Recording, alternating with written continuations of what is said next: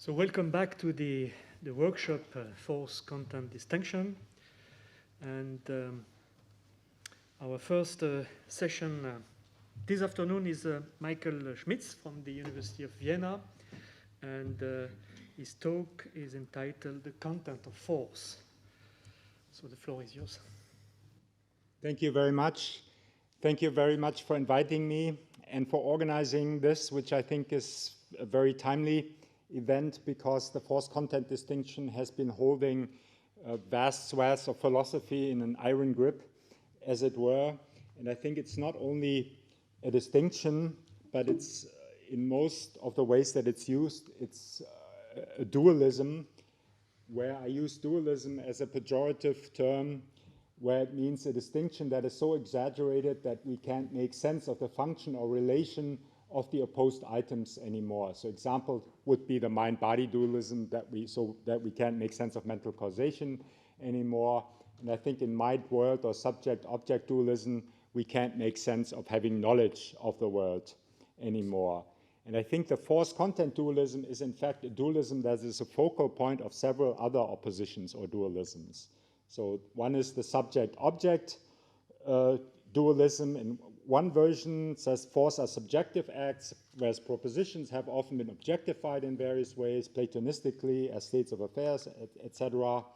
It's subject-object dualism also in the sense that mere grasping is prior to any forceful act, so that is, in a broadly sense, a Cartesian view. Then finally, I think also the theoretical practical opposition plays into it because the force content dualism embodies what I like to call the theory bias, which again divides into two things: cognitivism, that is the hegemony of mind to world, direction of fit representations, the idea that truth value bearers are contained in all acts, whether practical or theoretical, and practical acts only appear as objects of theoretical attitude of reports, and that's also manifest in that certain important practical phenomena like practical knowledge, practical questions, practical inference are often neglected. And there's intellectualism, which I think is a neglect of non-conceptual lower-level representations in favor of conceptual and propositional representations. Now, so how does this dualism play out and come to a conflict? So I like to present it as a conflict between Peter's point and Frege's point. So Peter has argued that truth value bearers must take a position regarding how things are, so they must be forceful and committal.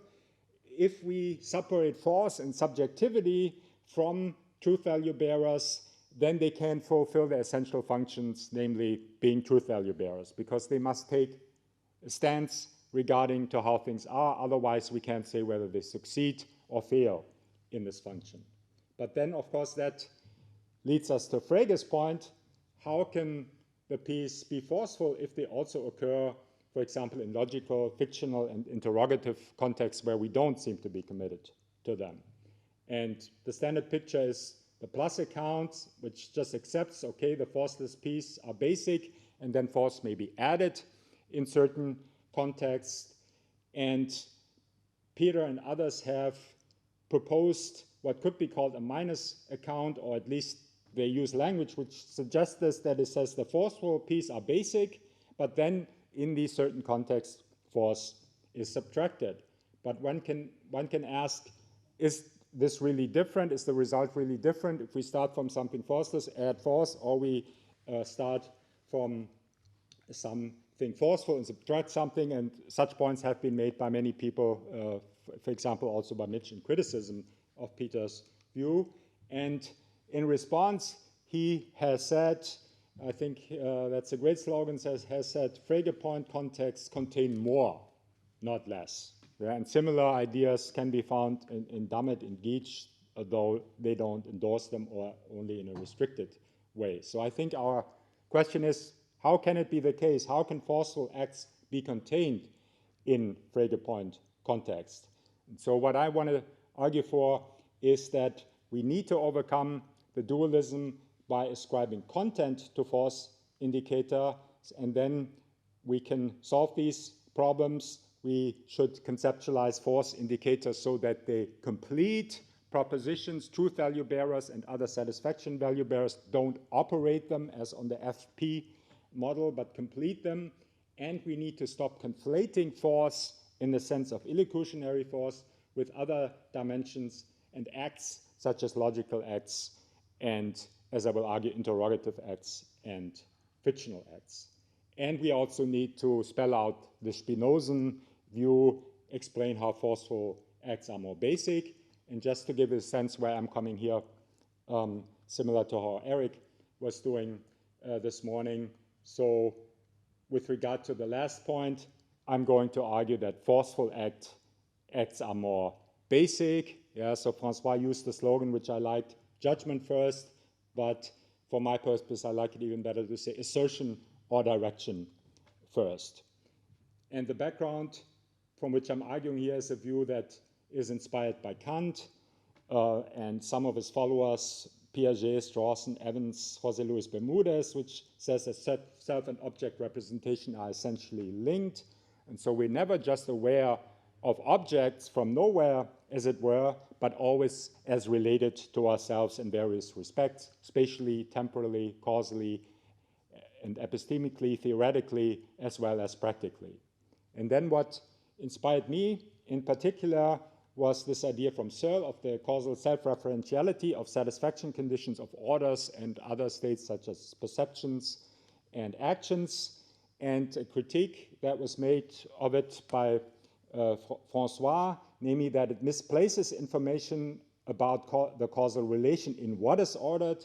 Yeah, so if you make the argument, an order, in order to be satisfied, must cause the action, that is the execution of the order, then I think François said that Searle commits a fallacy of misplaced information by putting this into the content of the order, content in the sense of what is ordered, but really it's not a matter of what is ordered, but that it's an order.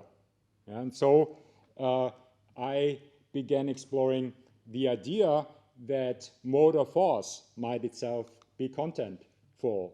And so the idea is that subjects are aware of their theoretical or practical position that they take towards the world in thought and represented in speech.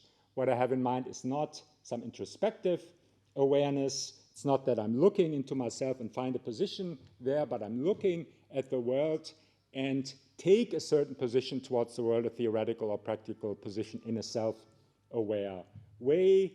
It's somewhat like even now perceiving you, just not at looking at myself, but looking at you. I'm at the same time conscious of my position relative to you, or like when I place an event temporally through tense, I'm at the same time, even if in a backgrounded way, aware of my own temporal position towards this. And so, again, it's not that I'm looking inside as an object from another position behind it, as it were, rather the kind of awareness that I'm talking about it is what makes what I'm aware of a fact or a goal. Yeah, so if I'm aware of it from a practical position, then it's a goal.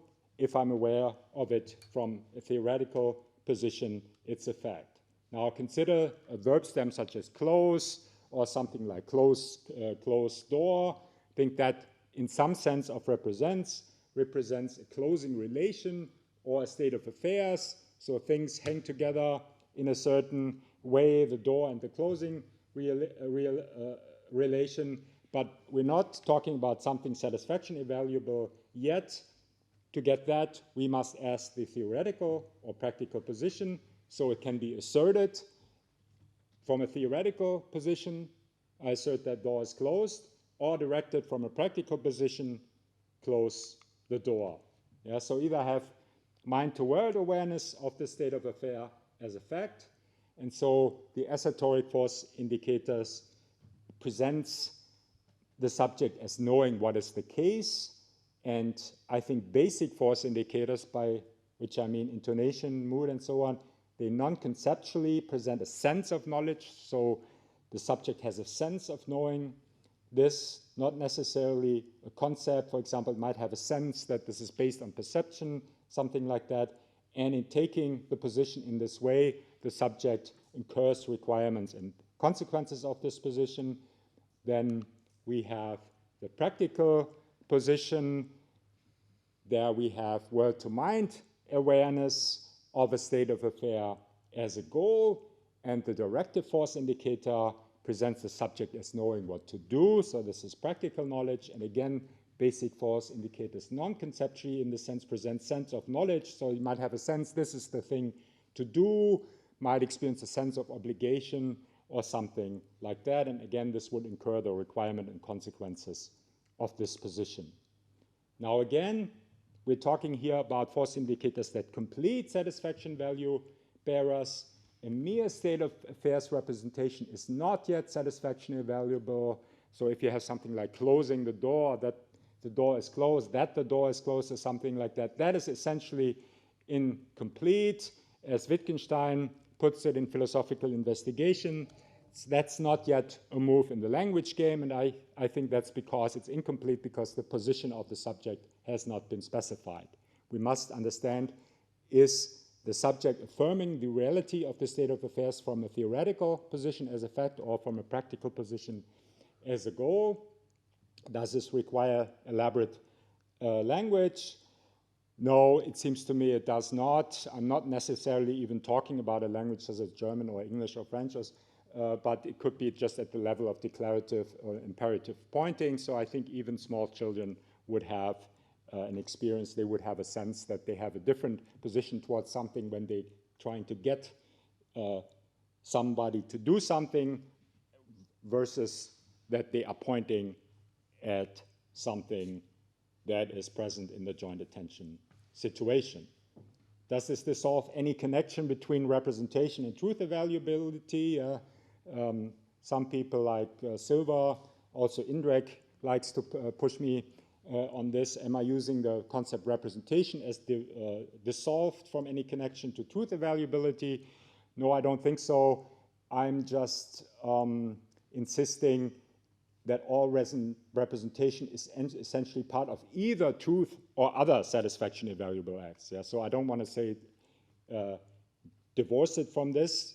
It's representation is necessarily a part of satisfaction evaluable acts. I just want to overcome what I like to think of as the theory bias and say there are these two basic kinds of acts and they're equally basis. So I think that also means we should not take the declarative or theoretical position for granted as an unexplained explainer, as for example, I think Davidson does in his account of moods. So he, even though he says he will explain the indicative or declarative, he doesn't do that. He just takes it as an unexplained explainer, or the eye that sees everything, but it's not itself seen. And I think similarly, David Lewis, I think such views can be called reductive forms of representationalism because they reduce force or part of force to a propositional meaning. So they don't ascribe representational function to a force indicator, but reduce everything again to propositional meanings. What I'm suggesting could be described as a non-reductionist representationalist position because I say a force indicator as such is representational. And then again, the point is treat the declarative of one of two basic moods and modes of relating to the world. Explain, don't take declarative for granted. Explain it as presenting theoretical positions. You might ask, what are the most basic sort of positions? I'm inclined to think they are like what Ruth Millikan calls push-me, pull-you representation, so where the practical and theoretical aspects are not so clearly differentiated, and then they get differentiated into these states of esoteric or directive character. Why is this non-conceptual? I think there is an order here from starting from intonation to word order to mood in terms of degrees of basicness or conceptuality or non-conceptuality, if you want to think of this in terms of like a Klein, or levels, how they build on each other, but I think all these are non-conceptual. We're dealing with a sense, not a concept of position according to like standard criteria for distinguishing this. So one point is that's holistic, so especially intonation modulates the speech as a whole.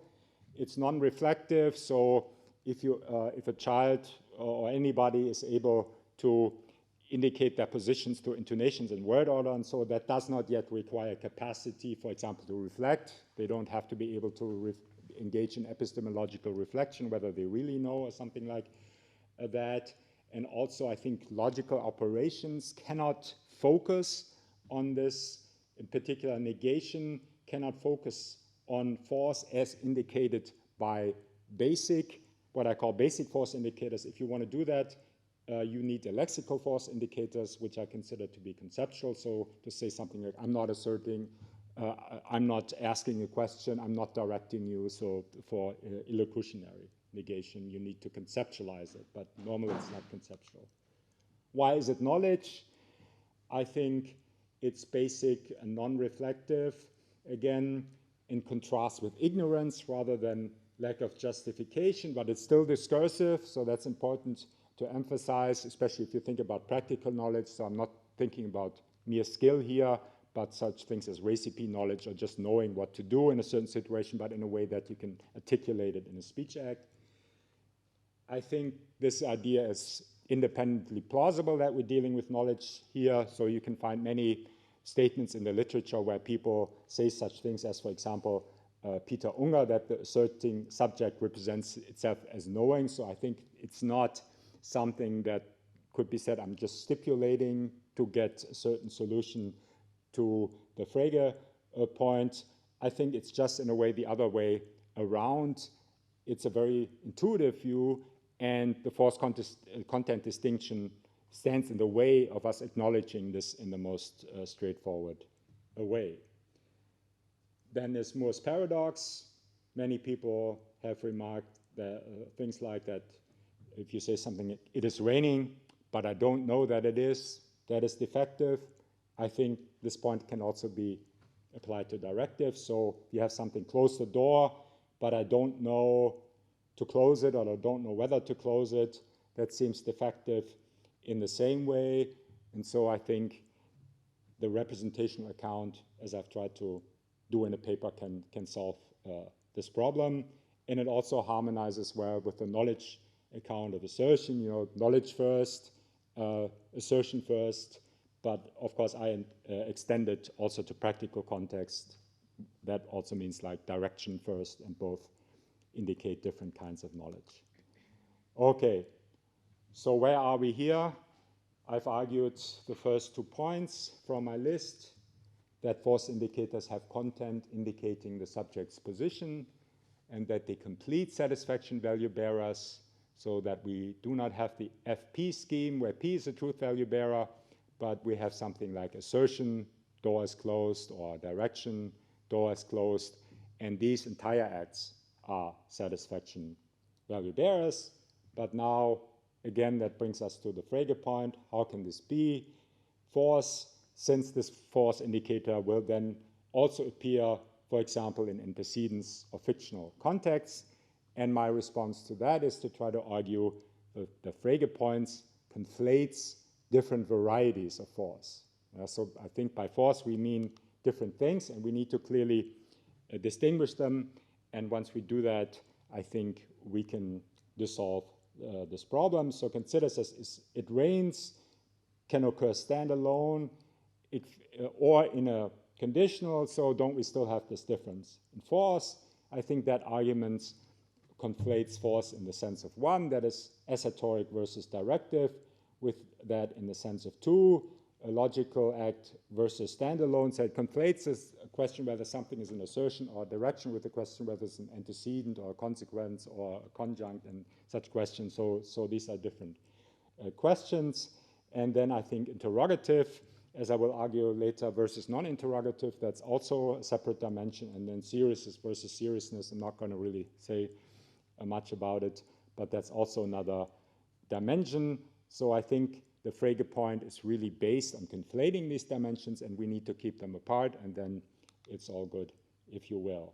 So the methodology of this argument will be, we consider devising a notation and argue that the signs marking our varieties of force 1 to 4 are essential, while what I call the Fregean assertion sign the new stick, what Hare calls the new stick, or the cancellation sign, I think they're equally redundant. Yeah? They don't really add anything to what other signs have indicated.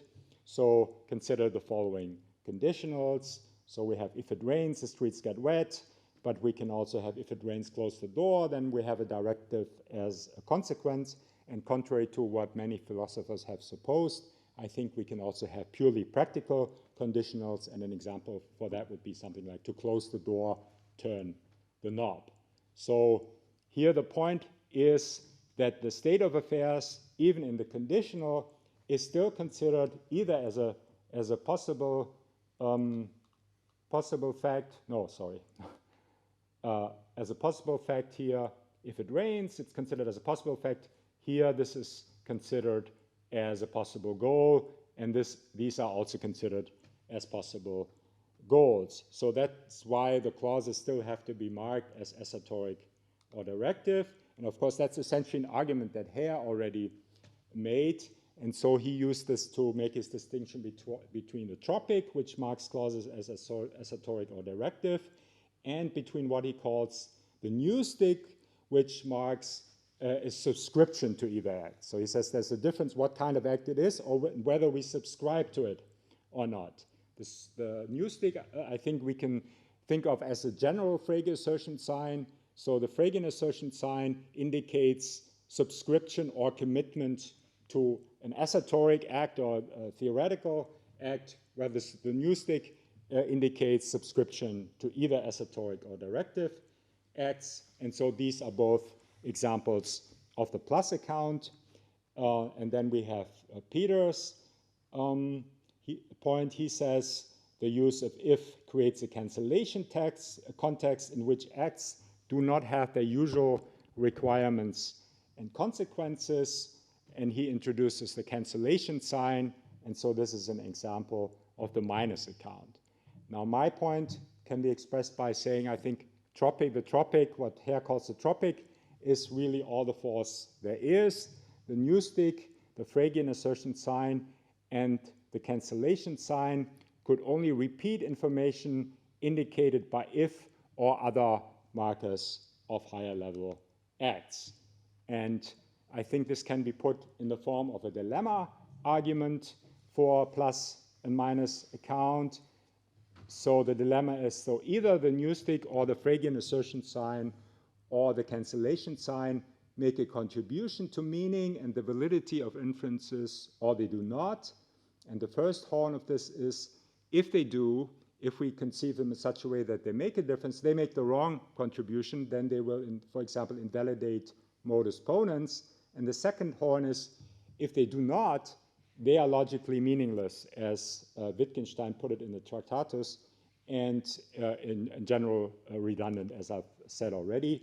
So consider this here, the modus ponens argument here. It's in Peter's notation taken from his 2019 paper. So the point is, if the Fregean assertion sign, the new stick or cancellation sign, made a difference to meaning validity, they would invalidate modus ponens because the same P or Q appears once with and once without the Fregean assertion sign and the new stick or the cancellation sign, so then the antecedent and minor premise don't match. And so Peter naturally opts for the second option here, but I think the second option there only highlights then that the signs are redundant. At best, they indicate something already indicated by the connectives or other high-level act markers. So the Fregean assertion sign and the new stick, I think they could only indicate the absence of a higher-level act. Yeah, so if one glossed it, we could say something like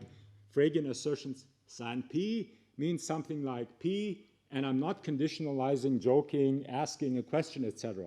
Yeah, and of course, that's also something that Davidson pointed out. It wouldn't even work because the people joking might still use that sign even if we introduced such a sign.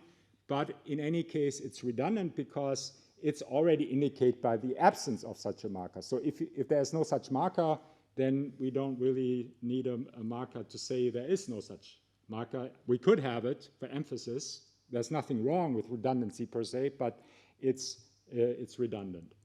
Conversely, I think the cancellation sign could only indicate the presence of a higher level act. You said there's some higher level act, I'm being ironic, I'm conditionalizing, I'm asking a question, but this again is already indicated by the presence of this HLR marker and wouldn't, I think, add anything substantial to the presence of this marker.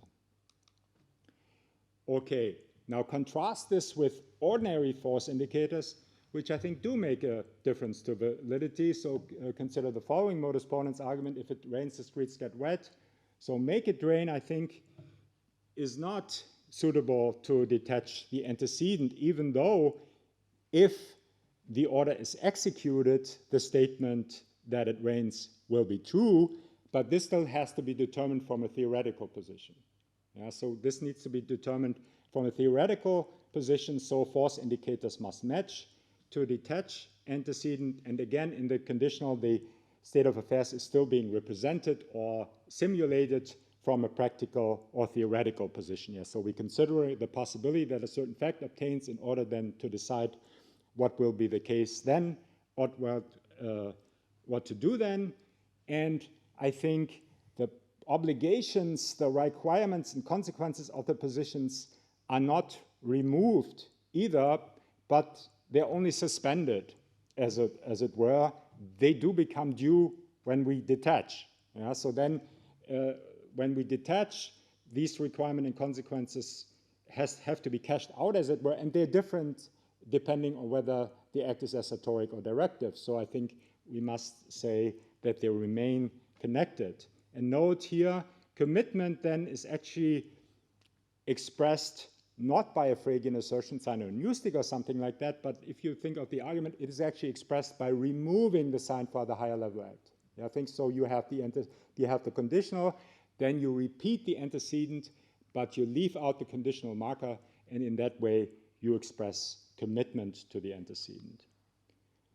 All right, so here the broad idea that I already talked about yesterday here is that force indicator meanings are transferred into higher level acts context. So, for example, if creates a context where force indicators now represent a position a subject does not yet take but anticipates or simulates taking. Yeah? So just like rains represents an event it does not yet know of. Yeah? So we originally learn and apply these terms in a situation where there's an actual occurrence of rain, and we do take a position of, or have a position of knowing this, and now I think both these meanings are transferred into the new context of the conditional, and so can be used to indicate the position that we are simulating. Yeah, so we simulate, so to speak, finding out that it rains and knowing that it rains and thinking about what else will happen then or what to do. And I think this compositional account, how force indicators interact with signs for higher level acts, can be extended to others, and I will argue that specifically for questions.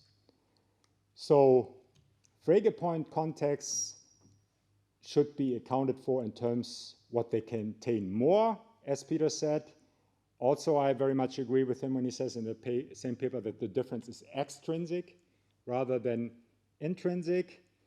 But he also kind of admits in that paper already that cancellation talk is terminologically, it's not so good. And so I'm proposing to think of it as transfer. It seems to me that's a better way to think about it. And again, it seems to me that the cancellation sign, strictly speaking, is not needed because the higher level act markers actually do all the work. Okay, so now let me address the intuition that many people will have. Don't we like assert the conditional, for example? I think no, the higher level act is not asserting the conditional, but is like conditionalizing. But many people speak of asserting conditionals, such things, etc. Now let us ask, what could this mean if we have something like here, assertion sign, if P then Q? What could the assertion sign indicate here? And I think there are two candidates really, commitment and the theoretical position. Now, at the first point, I want to say, in one sense, there's something right about it, because one wants to say there's a commitment to the whole. Yeah, so I'm not committed to the clauses, not to the antecedent or consequence, but I'm committed to the whole. But I think the act that creates that whole is conditionalizing, and so we don't need to speak about assertion here. And the second point is commitment, I think, is the default state, and that connects well with what Eric was talking about here this morning, and what I call this subject-object two, the Spinozist element in all this. So I think it's that the committal acts are always the prior acts, and the higher level acts are parasitic or dependent on them. And since it's a default mode of operation, we don't need, for example, a sign of seriousness. Yeah, so we note a sign of serious only in very special contexts. Yeah? So when we're in a non-serious context, then we might need a sign of seriousness, but we do not and could not have a general sign of seriousness. Wouldn't make any sense that we go around all the time, especially indicating our seriousness, but no, it's essential that this be the default position and that we only indicate special positions relative to it. Okay, so let's look again here at the conditionals. I've already also put here now knowledge, theoretical knowledge, and practical knowledge, because I claim that this is being indicated here. Now here you consider, raise the question, do you know that it rains? So I think you can know whether it rains, and you can know what to do in such a situation. That's practical knowledge, but what about the connection, the conditional connection itself? Is this theoretical or practical? It seems to me it doesn't really make any sense. So when I say, when I know to close the door if it rains, is the connection that I know, is it something practical or theoretical? It seems to me it doesn't make any sense, at least as long as this connection is logical. Yeah, so I'm always assuming that here. I'm assuming it's material implication, so it's truth, satisfaction, or as I like to think about it, affirmation functional. As an additional point, consider the conjunction. Yeah, so I think there's a strong presumption that the conjunction should be treated essentially the same way as the conditional and the disjunction. All the logical operations should be treated essentially in the same way. Consider conjunction like it rained and it got wet. So I think here the initial intuition is clearly against the asserting compounds view. Do we just assert one thing here, the conjunction, as in the traditional view, for example, by Dammit, or do we assert three things that Peter says we assert three things? Now, so this would be this notation. Now it seems to me that 2 is the intuitive answer is 2. I assert two things. I asserted that it rained and that it got wet, and this is accounted for by saying there's just a high-level act of conjoining, and I conjoin two assertions. And as I like to always quote John Stuart Mill at this juncture, because he put essentially this point nicely by saying a team of horses is not another horse. Yeah, so the conjunction is not another assertion, but it's an act of a different kind. All right, so let me move on to questions now. Two well-known views of questions are the Frege view that questions are species of request. And I think Peter has rightly criticized that view and has argued that rather questions are one of three basic types of acts, so assertoric, directive, and interrogative acts. But I think this overlooks practical questions, and they're generally overlooked in the literature with very few exceptions. So I think we cannot only ask yes/no questions like, is the door closed, but also like, close the door, go for a drink, have a beer, and so on. And I think this point also applies to WH questions, so-called. We cannot only ask where, when, and how the door was closed, but also where, when, how to close it. And in the one sense, the answer will be an assertion, and in the other direction, when we have two kinds of reports, so which are like marked by finite clause versus two clause, and two clauses I think are generally mark of the practical at least in prototypical instances, as Peter also makes that point. So we promise to, we are obligated to, we know to do things, and so on. So that's a strong indication that it's practical. So questions are theoretical or practical. The answer can be esoteric or directive. And I think, and also Peter says they have a special direction of fit. They have mind-to-mind direction of fit because what satisfies them is an answer, but rather the world. So that's why it's mind-to-mind. But I think even though Peter's probably not going to agree, I think this also strongly suggests that they're higher-level acts. Yeah, so they're not immediately directed at the world, but they are a higher-level operation, so that's why it's mind-to-mind. And think about the very fact that a question can have both assertions and directives as answers. Yeah, I think it seems to me that also suggests that it's a higher-level act. And quite literally, so in these examples that I've been giving, so intonational question marking is superimposed on esoteric or directive marking. Close the door is closed. You have imperative mood versus declarative mood, and then intonation superimposes an interrogative marking on this. And higher level act is higher level because questions, I think, is dependent on capacities for esoteric and directive acts. So I think I'm assuming you can only learn how to ask questions if you already understand answers.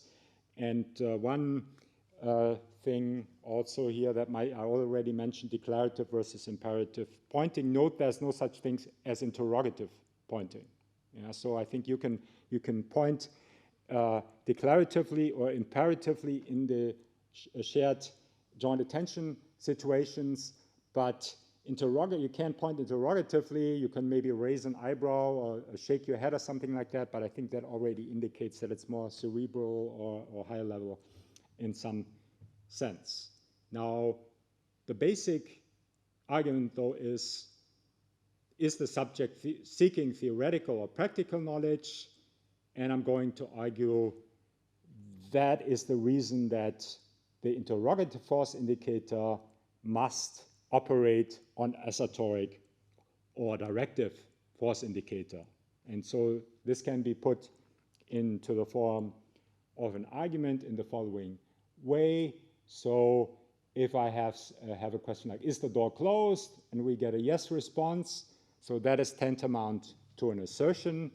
But if I have a practical yes-no question, close the door, yes, then this is tantamount to a direction. So yes indicates agreement with something expressed elsewhere.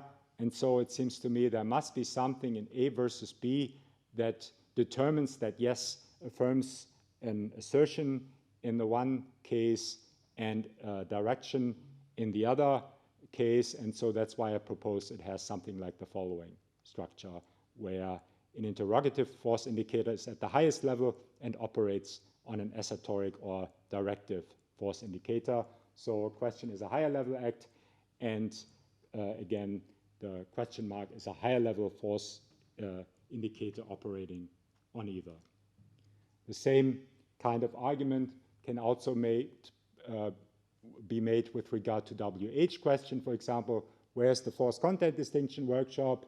I could say Paris, but I could also say that in answer to the question where to go for a weekend, Paris. And so the same expression would be tantamount to an assertion that the force content distinction workshop is in Paris in the one case and would be tantamount to a direction in the other case. Now, I think the position that is indicated, that's pretty straightforward, is wondering. So by asking a question, you indicate that you're wondering whether, where, why, etc. And so questions can be accordingly paraphrased. I wonder whether, where, why, when, etc. And so the idea here is that the interrogative force indicator shifts the meaning of the esoteric or directive force indicator. They do not anymore indicate the position that I'm taking, but the position that I'm seeking. Yeah, so the subject is seeking theoretical knowledge or practical knowledge, and it's using the force indicator to indicate what kind of position it is seeking. And questions can also be paraphrased by things like, do you know, whether, where, when, and etc.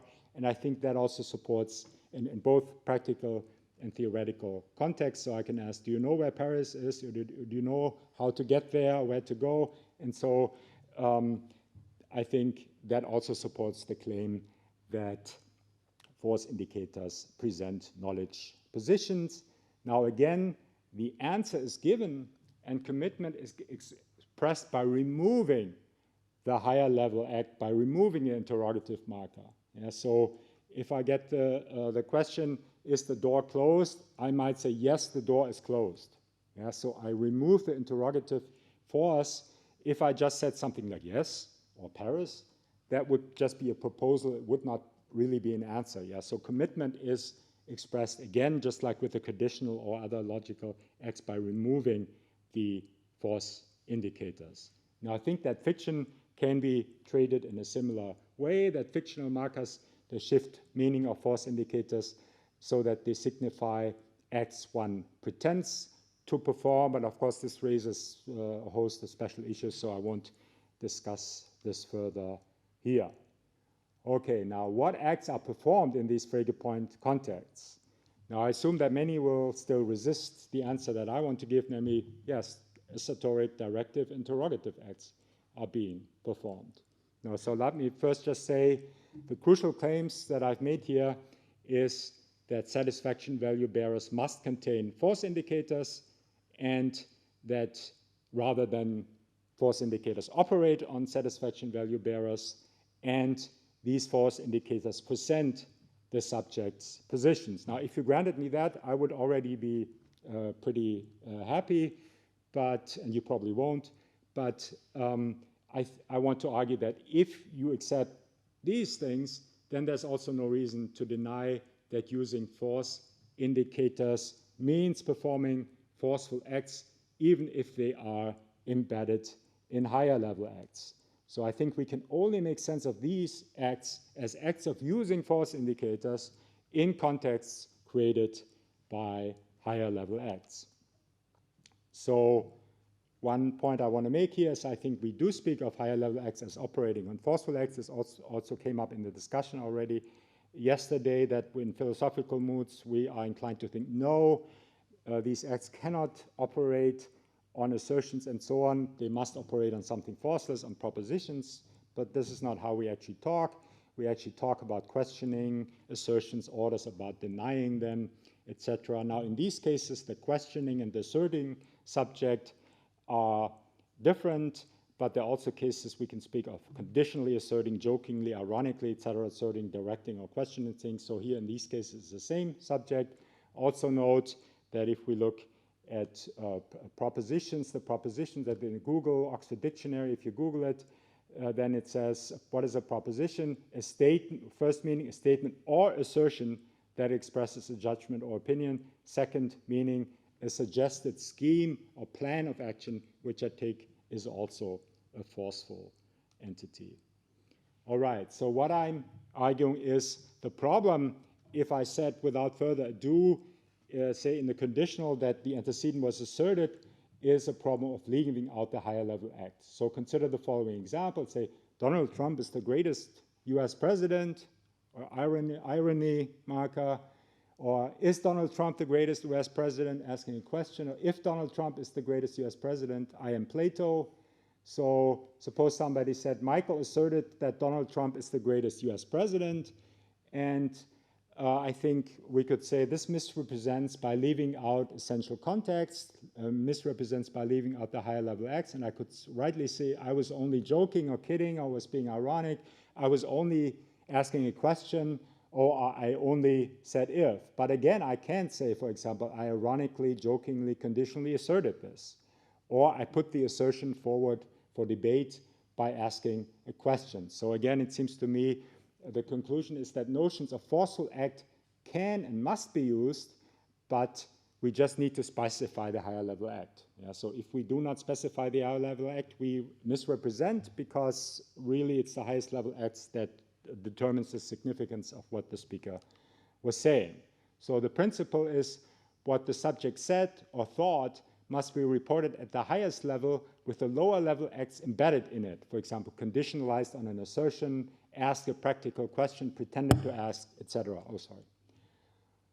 All right, so look again at the modus ponens argument. So if we try to distinguish the uses of assertion here and here, or directive here and here in some principled ways, my suspicion is that we either will make these items intrinsically different, as we argued earlier, then it would invalidate modus ponens, or what we're going to say is will reduce to just force indicator as used in the higher level act context. Yeah, so it seems to me, for example, that Peter, with his notion of predication in such contexts, is basically only saying what is that?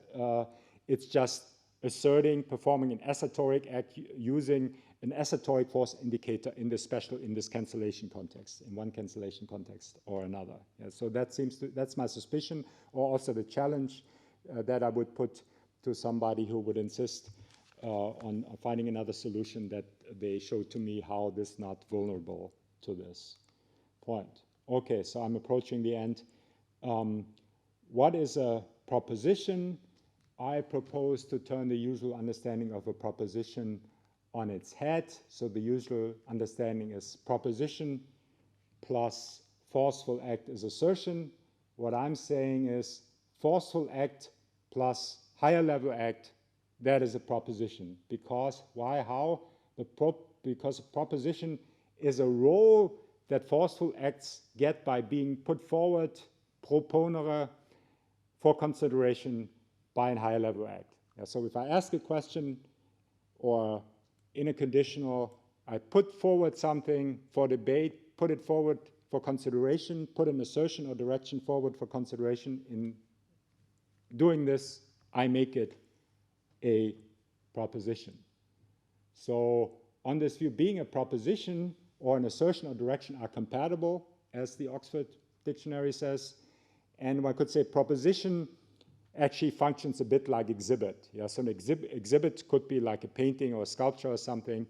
So you can exhibit all these different things, and being an exhibit and being a painting or sculpture are certainly not incompatible. And so I'm saying analogously, you can put all these things forward, and then they become propositions, but you can put assertions forward, you can put directions forward, and so on. Now, forceless proposition seems to me was always an illusion that they were forceless because of Peter's point, and because, which can be considered to be kind of spelling out of Peter's point, the theoretical position must be specified.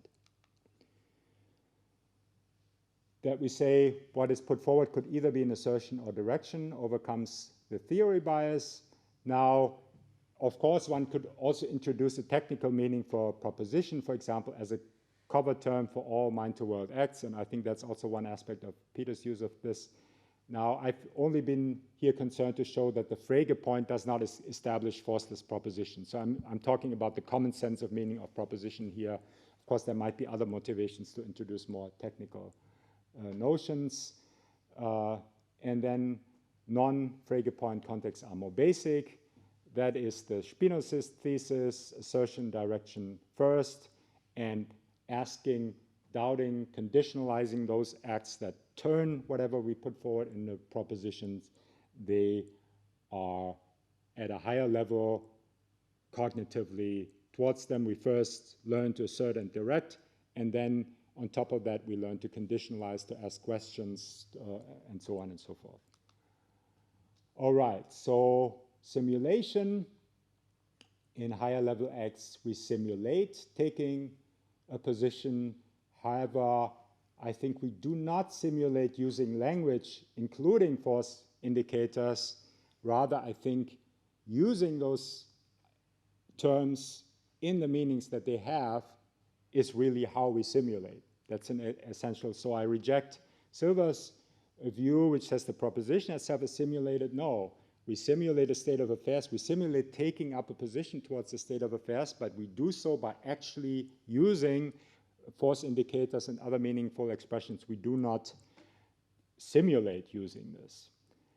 Now, I think simulation is not part of content. So if we added simulation to, say, for example, the conditional, that would be similar to adding like a cancellation sign. So I think as such, it could only be an idle addition like the cancellation sign. But I think from a theorist's perspective, we can still think that simulation or cancellation contexts have something essential and interesting in common.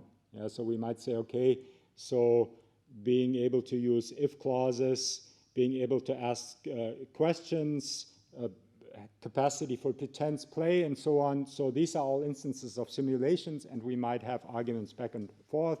So interestingly, in the volume that I'm co-editing, François and Peter take like opposite positions on this issue. Perhaps surprisingly, Peter, as the champion of cancellation, says the cancellation context may not have anything essential in common, whereas François defends the view that they do have something interesting in common. But in any case, it seems to me that is like, we should not think of it as part of content, but something that we discuss from a more theoretical perspective. All right, so I've tried to dissolve these dualisms that are distinguished at the beginning: subject-object. Propositions are forceful acts as put forward by higher-level acts. All indicate the subject's positions. Subject-object two, that's a Spinozist thesis, assertion direction first, theoretical practical first. The cognitivism, I hope, is overcome by treating both assertions and directions as propositions if they are appropriately put forward, so they can be theoretical or practical, and theoretical and practical in the sense of intellectualism. I've argued that basic force indicators non-conceptually indicate position, and so if I'm right, there is like a non-conceptual sense at the heart of theoretical and practical thought, namely as that what determines whether it's theoretical or practical. So finally, I propose here to fix the Frege point in the following way, because I think in one way, of course, it's quite correct what the Frege point is trying to say. Reformulate it in the following way: the same assertion or direction could occur freestanding or negated, conditionalized upon, disjoint or conjoined, questioned or unquestioned, or in a serious or non-serious context, and still be the same assertion or direction. Again, being put forward by a high-level act is what makes it a proposition. The mistake was just to think that propositions are forceless, and we can leave this mistake and the force content dualism behind, I suggest, by ascribing content to force indicators. Merci.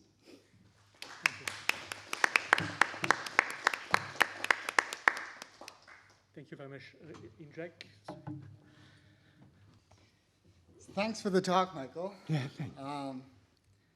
So I'll start by saying, there are some things in your general perspective that I'm very sympathetic to. Obviously, it's judgment first, but also sort of the idea that, something like exhibiting is going on, maybe like when we embed. But then there are a host of things you say which just hurt me deeply, in the sense. I'm very sorry. Yeah. In the sense that Eric talked about before, and not in some emotional sense. Because, so at one point you said something like, "This is not the way we actually talk." But a lot of what you say seems to me completely in deep conflict with the way we actually talk. So your argument that the interrogative is not on the same level as the imperative and the declarative sort of relies on the idea that we have practical questions. And I think that idea is entirely nonsensical. Like, there is no such thing as a practical question in your sense. Because all of the examples you give, so close the door with this rising intonation. Is this a question? Doesn't seem like it. It's a closed, sometimes you give this example, go for a walk, right? It seems like I'm making perhaps a proposal, and it only makes sense if the go for a walk thing when, I'm making this joint proposal, like, do you want to go for a walk with me? But now take like a simple imperative, like read or write, right? So write, that makes zero sense. And I can't make sense of what that would mean. So the idea that there are practical questions just seems entirely nonsensical to me. So like when we, at one point you said, you wonder whether, you wonder why. So notice we don't wonder to, right? You wonder whether to. Like when well, that's why it's a question, right? Whether is a question indicator. Yes, so when you report the question, you still have to form an interrogative clause out of it. You can't, so. Why is that supposed to be an argument against my view? Okay, so I can, so here's another way to put it, and this is, I think, what you should engage with, is that why do we normally feel the need to introduce modals, right? When we start talking about, when we engage in practical deliberation about what to do, we don't do it with imperatives. We think what we should do, should I close the door? That makes sense. Should we, should I write? Like, that's the way we talk. We don't like, write? I just don't know what that means. I just sort of, and like once you do away with this part, then like all the motivation to treat the interrogative as something, as a higher level act separate from the sort of level of, or it's like residing on a higher level compared to the declarative and imperative seems to fall away. So yeah, maybe you could say something about Okay, this. yeah, I mean, so let me start with what he said at the end.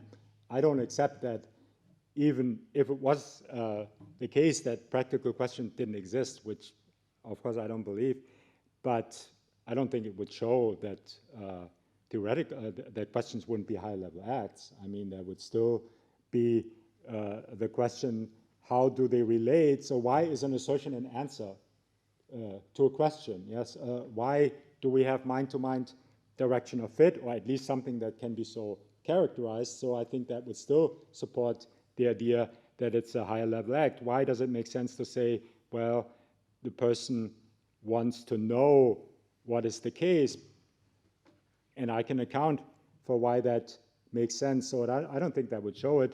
But in any case, I mean, you said many people feel, I find that philosophers have the need to use the modal in this context because they like to use language that is truth evaluable.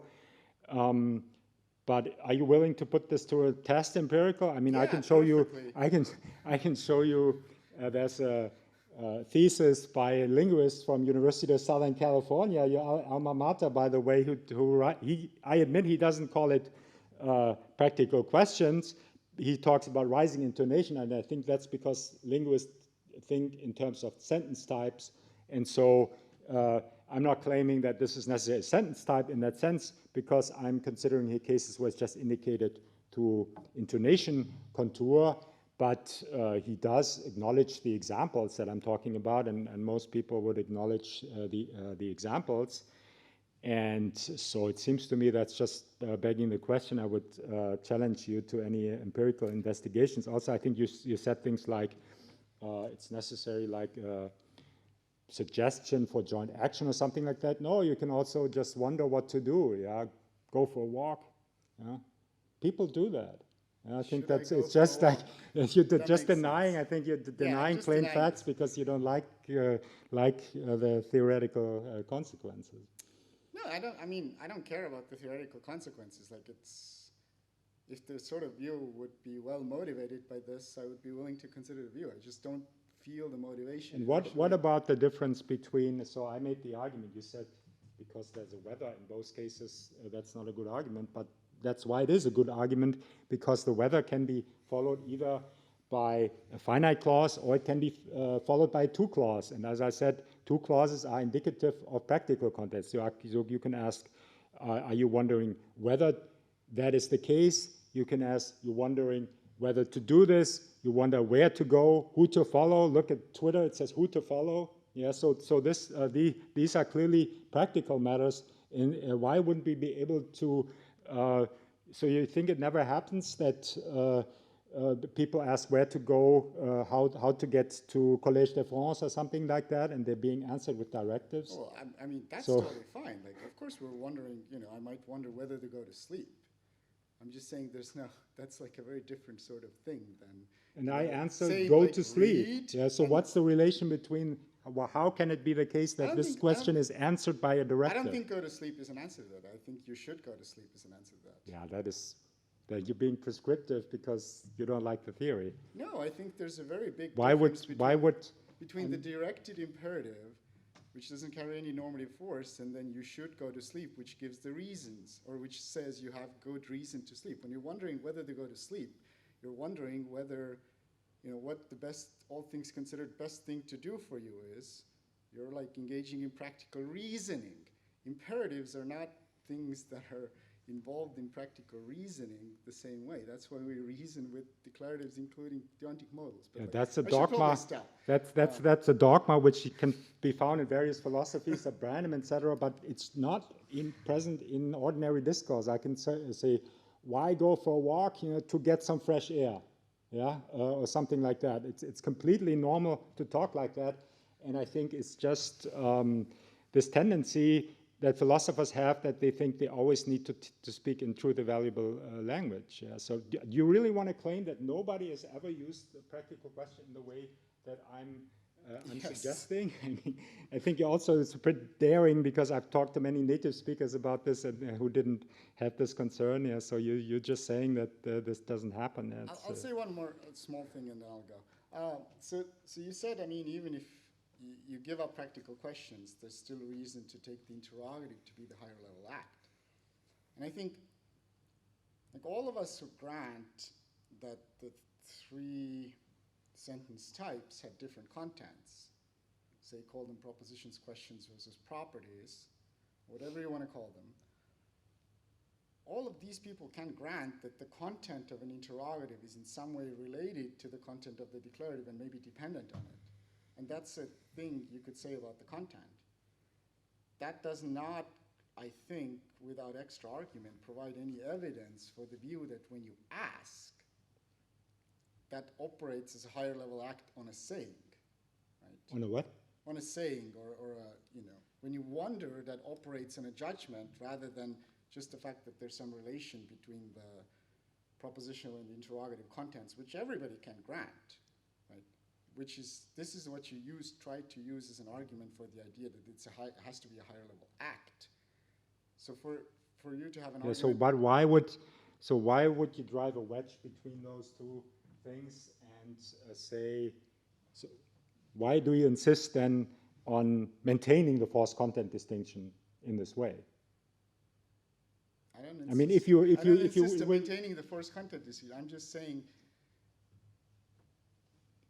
I mean, if you would grant me that basically we have the structure so that the question is the more complex act, and it needs to have something in it that is contained in the truth evaluable act as well, that's essentially what I'm saying. Yeah. So if you grant me that, I don't know why you are resisting this claim about acts. You could think you could get what's contained in the judgment in 2 ways. Like, you could get the whole judgment to be contained in there, in which case it really would sound like a higher level act.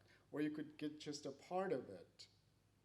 Like, you could get something abstracted away from the judgment, and then the question is formed out of that, which is, I take it, how the content-only people normally think about this. Like, for WH questions, like, you have quantification, you have some matrix, like, you take the, there's variables in there.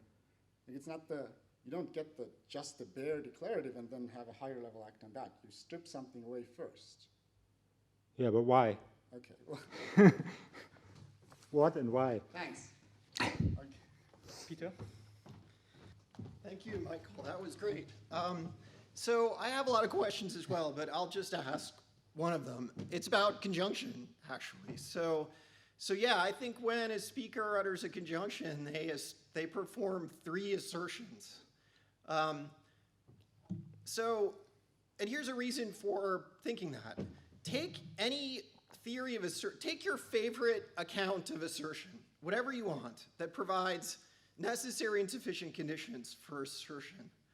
I claim if those conditions are met for each conjunct, they will be met for the whole conjunction.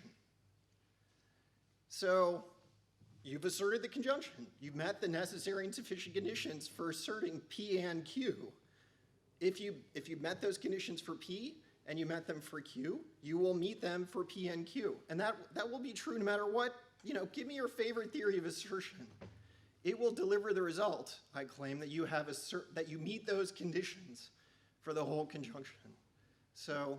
But isn't that just a way of agreeing with me and saying, well, asserting the whole conjunction doesn't add anything to conjoining the assertions?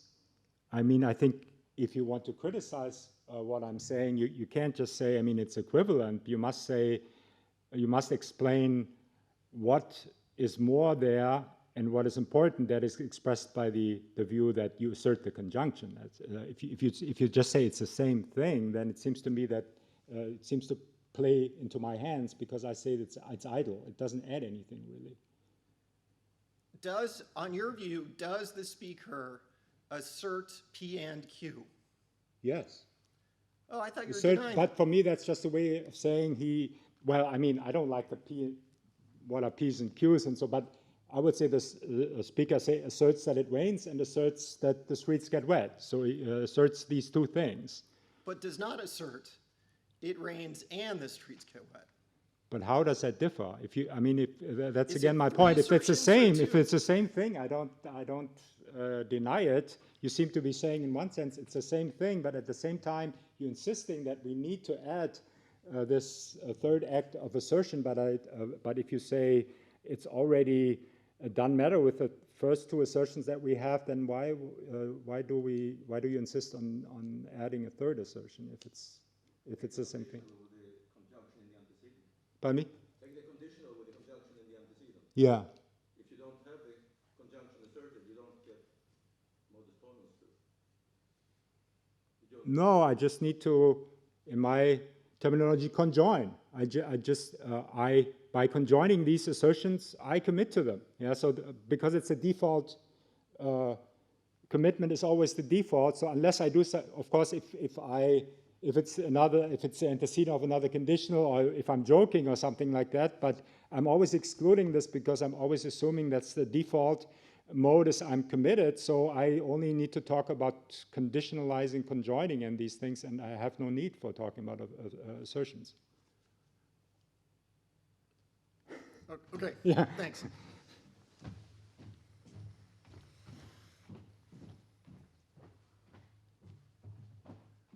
Other questions? Well, if nobody else wants to ask, maybe Pete, hate to be calling you back, Peter, but if you have so many. There are no questions from the virtual. Oh, so sorry. Peter? Yeah. So let's go back to this conjunctions stuff. So Okay. So if you assert P, you assert Q, and then you have this sentence, if P and Q, then R. And you say, well, take the what seems to be the conjunction, P and Q, and you say, I only assert P, and I assert Q.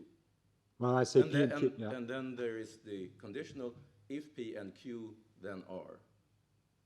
So if you don't assert the conjunction, how can you then infer R from the premises, individual premises P and Q? Well, I could infer the That's a conjunction question. from P and Q. I can infer the conjunction, and then I detach the antecedent. And you infer the conjunction. Are you asserting it then? No, I conjoin. I mean, you can say I'm asserting if it's equivalent to saying that that I'm conjoining, but I just What does conjoining mean then? That's well, that's given by the truth table or whatever.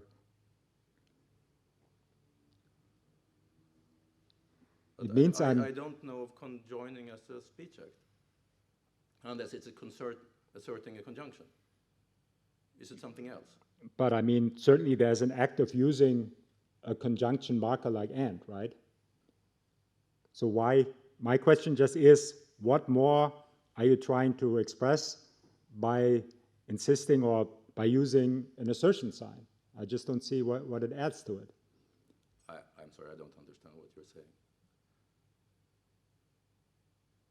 I mean, I'm conjoining these two elements, and this creates a higher level unity, and that means you can perform other acts on it. For example, you can negate the conjunction or something like, things like that.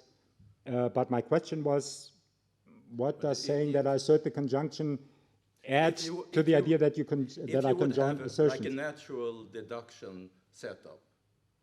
So you can have P, then Q, and then you make a conjunction introduction that gives you the conjunction, which is then asserted in the same sense as which the previous simple P and Q are asserted, and then you, together with a conditional, if P and Q then are, while applying modus ponens, you infer R.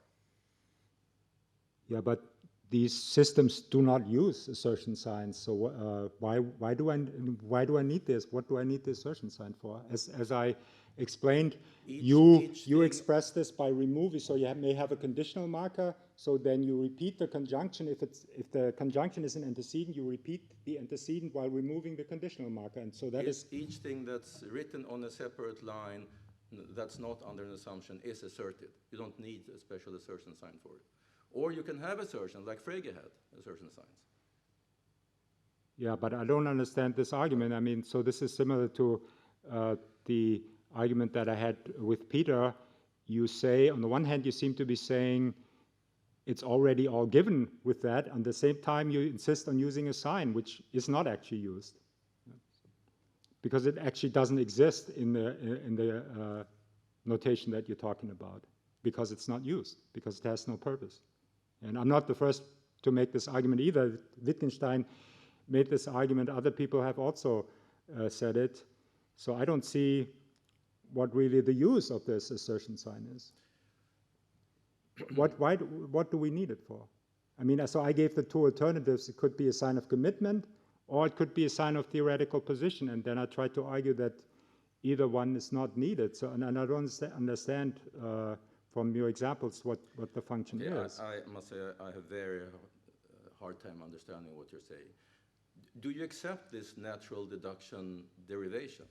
P, Q, P and Q. There is an inference from the premises P and Q to the conclusion P and Q. Yes. You accept that? Yeah. And you accept that from just the simple premises P and Q and the conditional if P and Q then are, you don't get R. You need a conjunction introduction. Yeah.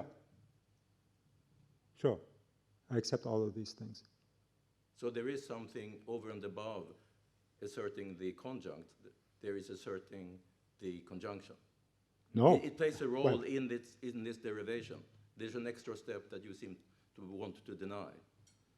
Well, I've said, okay, and I can only repeat it, how is it expressed? How is it actually expressed? You admit there is actually no such sign that you keep insisting is necessary, so we express it by removing the conditional marker. So that's how you detach an antecedent. You write the antecedent without, you write it first in the context of the conditional, and then you remove the conditional marker. I thought that your disagreement with Peter did not so much concern the use of a particular assertion sign as a question how many propositions are asserted.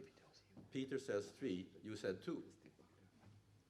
Well, I don't really express it that way. I say the premises are assertions, because I say a proposition just is an assertion that as presented in this. To be what you disagreed with Peter about. Well, I said to Peter, he seemed to be saying, well, am I not committed already by these two assertions? Am I not already committed to asserting the conjunct? Is that there's no further step? And my response to this was, if there's no further step, why do I need the notion of another assertion or need another sign? And I don't still don't see how it has been answered. Okay, thank you. So I think we should leave a chance to the virtual audience to ask a question. So Steve Barker, raised his yellow hand. Steve, are you there? Yeah. Hope you can hear me. Yes, we can. Cool. I'm just, Michael, so I really like the idea that you want to escape this duality of force, operator, and content. But I'm worried a bit that maybe gets reproduced in this sort of idea of practical attitude, theoretical attitude, practical attitude, and sort of on content. So unless the contents themselves are not neutral things, so that means they must be already infused with practical orientation. Is that right? And if so, I don't quite understand how that's meant to work. And secondly, aren't you going to have to be, because clearly there are content commonalities across the practical and the theoretical. So take, Smith closed the door, that could sort of come out as an assertion or as an order. But clearly it's got the same constituents in it. So aren't you going to need, as it were, two compositional theories to get, as it were, the practical content as opposed to the theoretical content? Isn't that slightly messy? That's my question. If indeed that engages with what you were saying about. Yeah, thank you. Well, it seems to me that close means the same thing whether I say the door is closed or whether I say close the door, so whether I use it in a directive or in an assertion. And I was trying to sketch how a compositional account of this should work, so that we have this verb stem representing a certain relation or a state of affair, the door being closed, and you can affirm the reality of that from a practical position as something to do, as an action, or you can affirm the reality of that from a theoretical position as something that is the case. Now you say it's messy, I don't know, but it seems to me it's essential that we be able to do this because we do have practical and theoretical language. And so, so I'm trying to do that. I'm trying to give a compositional account, and I'm of course ascribing different contents to that. That was my point, so I'm not sure the difficulty exactly. So in which way maybe do you think that's messy or? So there is a neutral content that can. Yeah, But then that looks like it's a neutral. Close to the old duality. It's a neutral content, if you will, but it's not a truth evaluable content, right? So my point was just that this right. representation of the state of affair is not yet something satisfaction evaluable. To get something satisfaction evaluable, you have to include the position that the speaker takes. But I think it's unproblematic to say there's a content as long as it's not truth evaluable. And I think that's also something that Peter says somewhere. So in that sense, it's not the objectional sense. The objectional sense is to say this content that is shared is truth evaluable. So that seems to me is objectionable. Yeah. I've got more to say about this, but I don't know. I don't know. It's officially the pause. François, should we go on or? Yes, Steve, go on. Well, it's just, sure, it's not truth evaluable, but then it's still something that gets expressed in some sense by some sentence or an aspect of a sentence, in which case you've got to explain that relationship between the sentence and, as it were, the state of affairs, let's say. And you don't want to do it through truth, but maybe you're going to end up doing it through something that's sort of equivalent to, let's say, something akin to, this is the truth conditions of that sentence. At least it would be notationally equivalent to it, in which case you're kind of edging back to possibly the idea of a forceless content. If you see what I mean. That's just more a worry rather than... Yeah. You can abstract away this content. I would just always insist that it's essentially incomplete. Because it's not really, as I tried to illustrate it, we could ask, you know, if somebody just said closing the door, you could always ask, well, what do you mean? Are you asserting that the door is closed? Are you trying to tell me this fact that the door is closed, or are you trying to get me to But close I'm doing something. the door? You always have to specify the position of the subject, otherwise it's just not a speech act, or it's not, nothing really has been said. It still seems to be an act in that Yeah. there is, call it meaning a state of affairs or something like that, not quite sure. Yeah, yeah. In which case, that's complete in itself. It's not an illocutionary act, et cetera, et cetera. Right. And in which case, that nature of that content fullness of that aspect of the sentence still needs to be explicated. I'm just a bit worried that that's going to bring in something truth-like, the truth condition. That's more worrying. Yeah.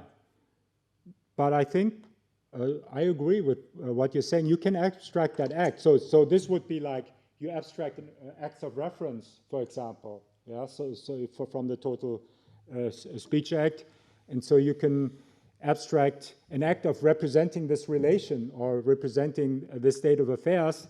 Always just emphasizing when I use represent, I don't mean something that is truth evaluable. To me, represent is just a cover term for like all kinds of different representation, referring to something, performing an illocutionary act, and so on. So I would always just, I can agree with all this and would always just insist, but it's still not satisfaction evaluable. To get something satisfaction evaluable, the position has to be specified. Okay, thanks. Thank you. Thank you. I think we should stop. So sorry for Peter, and we resume 3:45. So in that's it, huh? C'est ça. Okay.